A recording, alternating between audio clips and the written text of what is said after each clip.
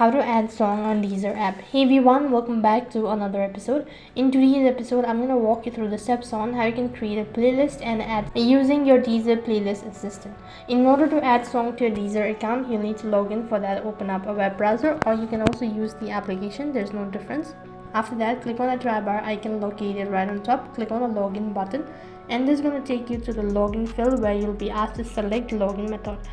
So the login process depends highly on the way that you've created your account. In my case, I've used my email address and my password. After you're logged into your account, you'll be directed to the home page. Once you're on the home page, go to your favorite. Make sure that you've already created a playlist. After that, select the playlist.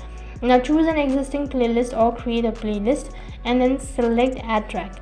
Using the source displayed at the top of the screen to filter track your personal recommendation. Using the search bar at the top of the screen for the song you want to add, enter the song titles or the artist name. Tap on the song in the search result. To add the song to your playlist, tap on the three dots next to the song's title and then click on add to playlist and choose the playlist where you actually want to add the song.